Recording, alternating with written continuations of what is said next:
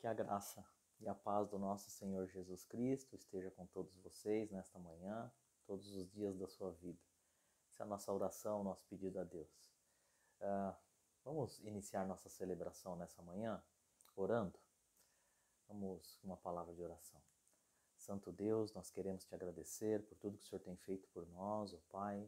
Queremos te agradecer pelas bênçãos recebidas. Também queremos te agradecer, ó Pai, pelos momentos que estamos passando, momentos de sofrimento, momentos de amargura.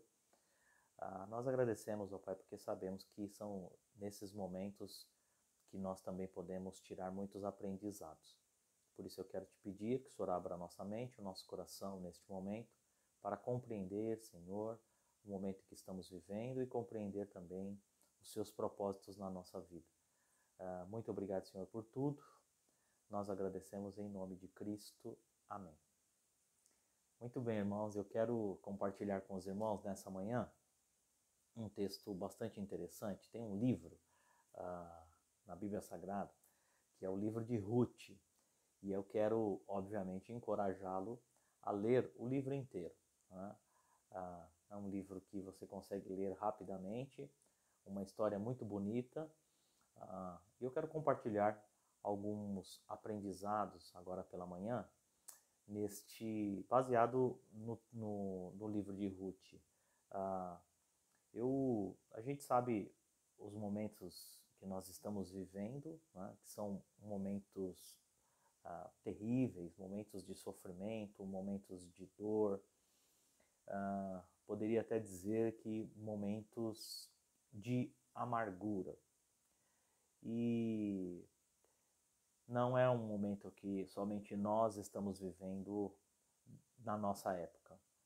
O ser humano, ele já vive esse momento há muito tempo, não é? Desde que o ser humano desobedeceu às ordens explícitas do nosso Deus, os nossos problemas se iniciaram, né? Isso nós já bem sabemos. Agora, quando nós nos voltamos à palavra de Deus, nós vamos tirar alguns aprendizados. Por isso eu quero ler alguns versos do livro de Ruth. Obviamente que nós não leremos o livro inteiro, porque nos falta tempo, né, para ler o livro inteiro aqui nesse estudo. Por isso que eu o encorajo a ler posteriormente. Mas eu quero ler alguns versos. O primeiro verso, capítulo 1, Ruth, capítulo 1, verso 1, vai dizer assim: Na época dos juízes, houve fome na terra. Um homem de Belém de Judá, com a sua mulher e os 2 filhos, foi viver por algum tempo nas terras de Moabe. Então, irmãos, olha, um primeiro aprendizado que eu aprendo com a Sagrada Escritura é que a escassez, ela chega até a casa do pão. O texto vai dizer que um homem de Belém de Judá, e Belém, a tradução de Belém, da cidade de Belém, é casa do pão. Casa do pão. E o texto vai deixar claro que este homem e sua família mudaram de localidade, né? Saíram da sua terra natal, porque na casa do pão começou a escassez. É até uma ironia, né? Porque na casa do pão havia fome. Então, queridos irmãos, é triste, né? É triste, mas a gente consegue perceber claramente que isso pode acontecer. Faz parte da vida do ser humano. Ontem nós estávamos numa reunião com os jovens da nossa igreja, aliás, uma reunião muito produtiva, onde nós trocamos ideias, onde nós oramos juntos.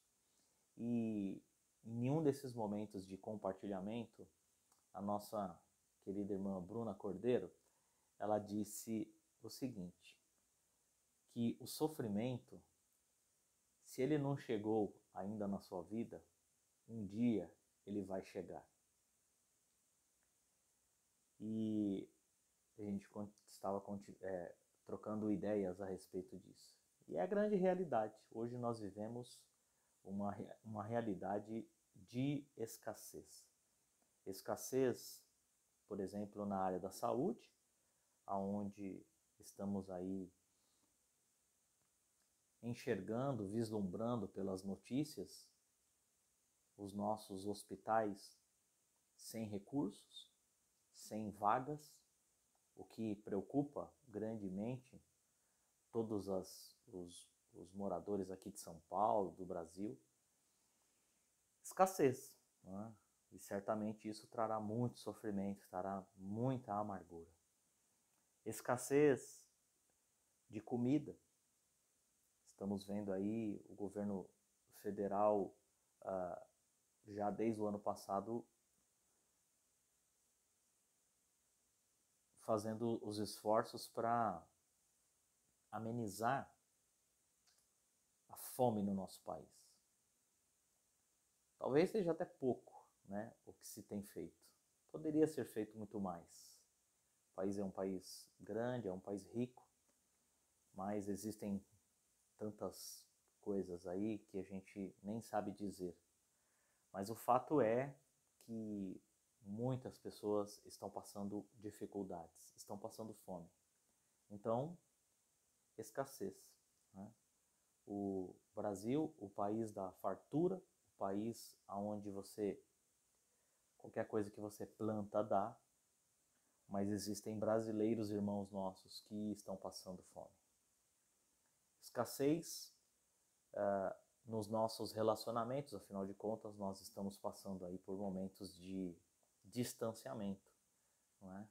O que se torna algo extremamente perigoso quando se trata de igreja, porque igreja é relacionamento. Né?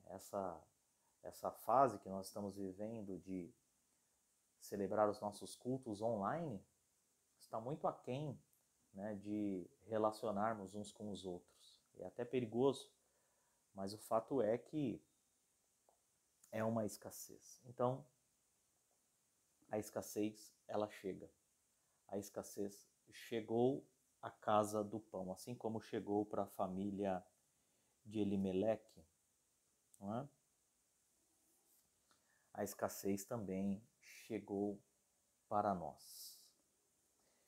E o que eu vejo, né, lendo o texto bíblico, o que eu vejo é que não adianta muita coisa você mudar de lugar, né? Porque o texto deixa claro que Elimeleque, ele pega a sua família e vai para uma outra localidade, né? Talvez em busca de uma melhor situação. Então, o texto prossegue dizendo que Elimeleque, sua mulher Noemi e seus 2 filhos Malom e Quilion eram efrateus de Belém de Judá e chegaram a Moabe e lá ficaram. Ou seja, eles saíram de Judá, de Belém, e foram para uma outra localidade, para uma terra que talvez eles não conhecessem. Saíram da sua terra natal, saíram de perto dos seus amigos, saíram de perto dos seus familiares e foram para uma terra desconhecida. E o fato é que quando a gente continua lendo o texto, a gente vai perceber que a situação em que foi para lá, para outra terra, não mudou, na verdade, só piorou a situação, né? Então, eu também consigo tirar uma lição com relação a isso, porque quantas vezes nós já não pensamos, olha, se eu tivesse recurso financeiro, eu sairia de São Paulo, eu iria para o interior, ou eu sairia daqui e ia para lá, ou eu ia mudar de país, porque esse país está muito ruim, está muito desorganizado. Enfim, isso passa pela cabeça de muitos brasileiros, né? Mas será que lá também não há escassez? Será que lá também não há amargura? Será que lá não há sofrimento? Acaba sendo uma grande ilusão, né, a gente mudar de local, muitas vezes abandonando as pessoas que estão ao nosso redor, onde a gente tem grandes relacionamentos, amizades, e ir para outro local.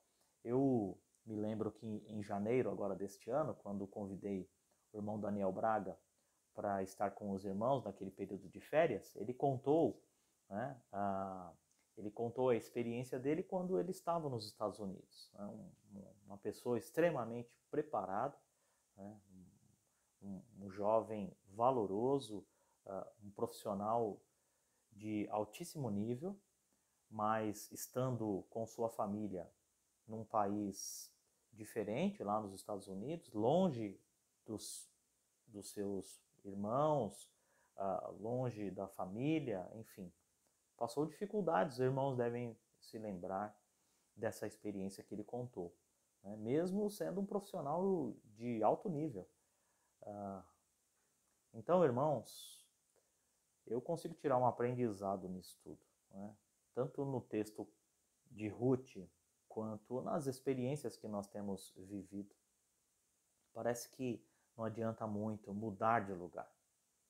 Não adianta muito mudar de lugar, porque a amargura e o sofrimento, a escassez, quando ela chega aonde você estiver. Não importa onde você estiver. E eu consigo tirar uma outra lição. É que em momentos de escassez, em momentos de sofrimento, isso traz amargura. Olha o que diz o capítulo 1, verso 19 e verso 20. Diz assim: Prosseguiram, pois, as duas até Belém. Ali chegando, todo o povoado ficou alvoroçado por causa delas. Será que é Noemi? Perguntavam as mulheres. Mas ela respondeu: Não me chamem Noemi. Melhor que me chamem de Mara, pois o Todo-Poderoso tornou minha vida muito amarga. Então, nós conhecemos a história. Noemi foi para uma terra desconhecida, lá morre o seu marido, lá morre os seus 2 filhos, ela fica com as 2 noras apenas, num lugar onde ela não conhecia, não tinha parente, não tinha nada. Depois ela fica sabendo que lá em Belém as coisas tinham melhorado, então ela decide voltar, né? Ela decide voltar. Quando ela está chegando lá na sua terra, onde as pessoas já tinham convivido com ela, já tinham caminhado com ela há um tempo, primeiro a gente já vê que as pessoas ficam assim, né? Falou assim, será que é Noemi? Por quê? Porque a gente entende que quando a pessoa sofre muito, até o nosso semblante muda, né? O nosso semblante muda, a nossa fisionomia muda. E isso traz uma tristeza, isso traz até desfigura. Então veja que amargura que essa mulher tinha sofrido. Então as pessoas, até mesmo seus parentes, as pessoas que já conviviam com ela há 10 anos atrás, perguntaram, será que é Noemi? Por quê? Porque ela estava amargurada. E ela mesma sente essa amargura tão pesada nas suas costas que ela já até disse para as pessoas, falou, não me chame mais de Noemi, eu quero ser chamada de Mara. E Mara, né, na tradução aqui literal do hebraico, seria amarga. Amarga. Mara é a tradução de amarga. Então, ela queria ser identificada como uma pessoa amarga. Agora, o aprendizado que eu tiro daqui é que quando nos tornamos pessoas amargas, seja por sofrimento ou seja por qualquer situação da vida, a gente tem que tomar cuidado para que a gente não magoe pessoas que nos amam. Porque é isso que nós vemos aqui na vida de Noemi. Ela não só magoou, mas tentou se afastar das pessoas que mais amavam ela, né? Então, olha só que coisa interessante. Percebam que Noemi, quando ela decide voltar lá para Belém, primeira coisa que ela faz é dizer para suas noras, né? Olha, vocês fiquem aí com a sua família, retornem para casa das suas mães, né? Sigam a vida de vocês, não adianta vocês me seguirem. Quer dizer, as duas pessoas que estavam ali dando suporte para Noemi, ela resolveu dispensar. Por quê? Por conta da amargura, por conta do sofrimento. Né? Outra coisa que a gente consegue identificar é que Noemi não só tenta afastar as duas noras, mas ela também identifica que o próprio Deus, que é aquele que nos ama por completo, que o próprio Deus, Noemi identifica que Deus a tinha abandonado. Olha o que diz o verso 11.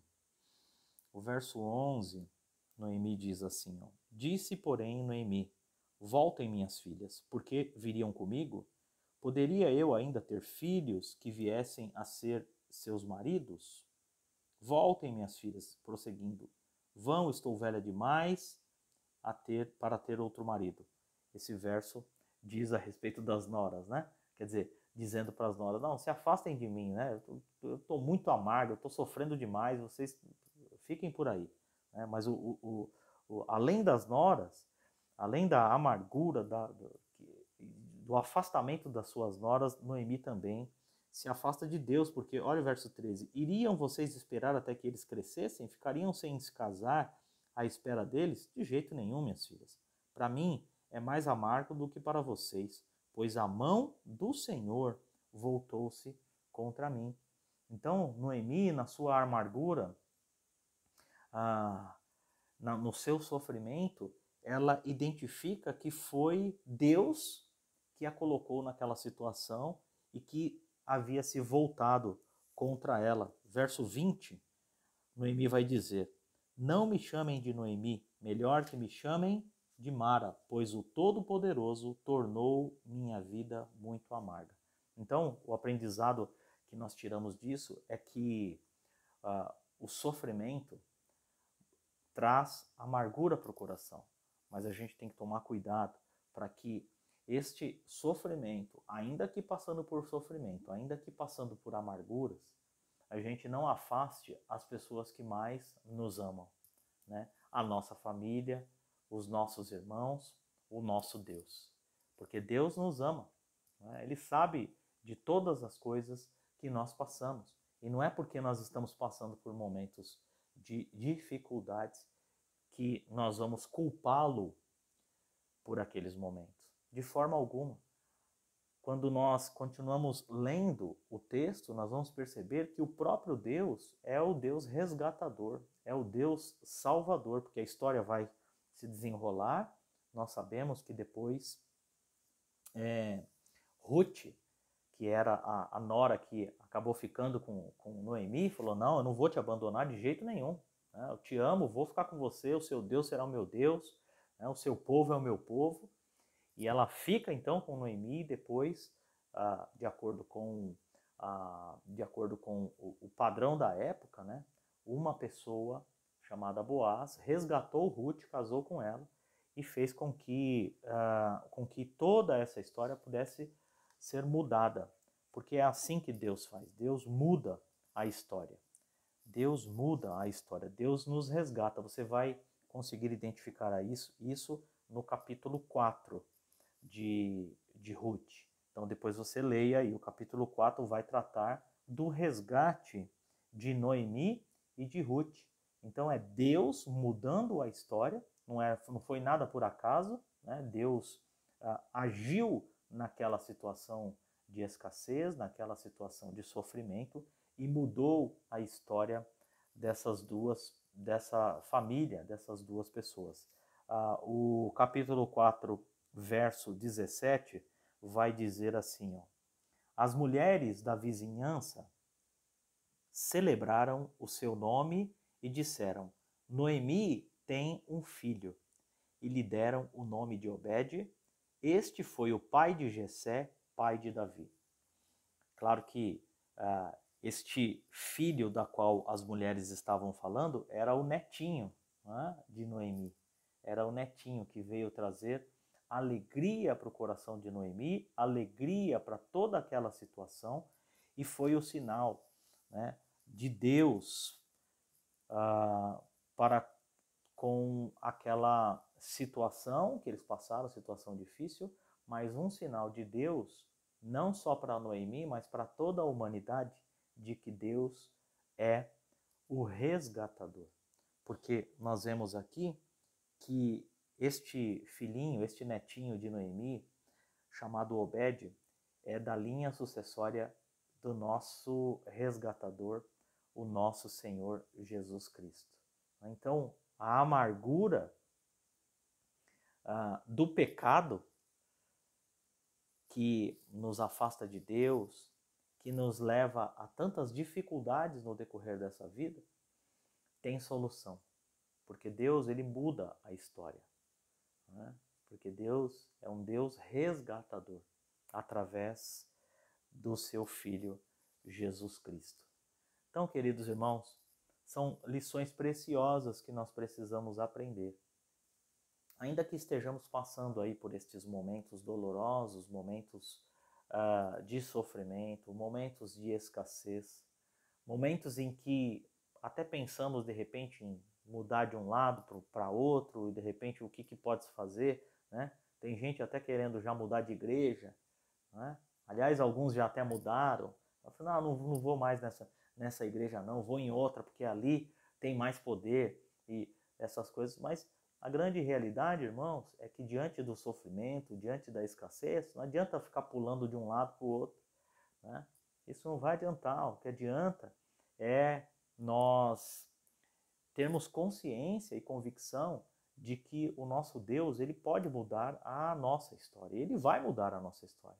Nenhum sofrimento é eterno. Ou melhor, né? O único sofrimento eterno é para aquelas pessoas que não reconhecem o verdadeiro resgatador de suas vidas, o Senhor Jesus Cristo. E aí sim, aí teremos problemas para a eternidade. Mas aquele que confia em Cristo, confia em Deus, que confia nesta rica e preciosa palavra de que Deus providenciou um resgatador para a nossa vida, não há o que temer.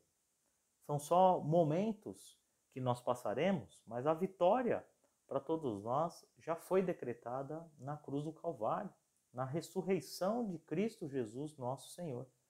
Então, queridos irmãos, esses momentos em que nós estamos passando por sofrimento e às vezes até nos traz grande amargura, que nós possamos aprender a não afastar as pessoas que nos amam. A Deus em primeiro lugar, porque Ele nos ama de todo o coração. Né? A palavra diz que Deus deu o seu único Filho para que pudesse resgatar, para que pudesse nos resgatar. Então Deus nos ama muito mais do que nós imaginamos. Né? Ele é o nosso resgatador. Mas diante desses momentos de sofrimento, de amargura, que nós não nos afastemos do nosso Deus. Que nós não nos afastemos dos nossos irmãos, da nossa família. Nós possamos permanecer unidos numa só mente, num só coração. Eu tenho certeza que se nós aprendermos com estas palavras, nós vamos muito em breve ver a ação do nosso Deus mudando o rumo da nossa história, para a glória dele e para a edificação da igreja. Que Deus o abençoe e que o Espírito Santo possa completar esta palavra no seu coração. Tá bom? Vamos orar. Obrigado, Senhor. Por isso, no começo da nossa fala, na nossa oração, nós agradecemos até mesmo pelos momentos de sofrimento, porque os momentos de sofrimento nos fazem refletir, os momentos de escassez nos fazem refletir quão bom e quão grande é o Senhor, e nos fazem refletir o tamanho do seu amor e o tamanho do seu resgate manifestado ali na cruz do Calvário. Ó Pai, ajude-nos a passar por estes momentos, ó Pai. não nos afastando das pessoas, mas, ó Pai, estando unidos uns aos outros, olhando para o autor e consumador da nossa fé. Que o Senhor nos abençoe, que o Senhor renove as suas misericórdias todos os dias, em nome de Jesus. E agora que o amor de Deus, o nosso Pai, a consolação e comunhão do Espírito Santo e a maravilhosa graça do Senhor Jesus Cristo esteja conosco e com todo o povo de Deus agora e para sempre. Amém e amém. Deus abençoe, irmãos. Até a noite.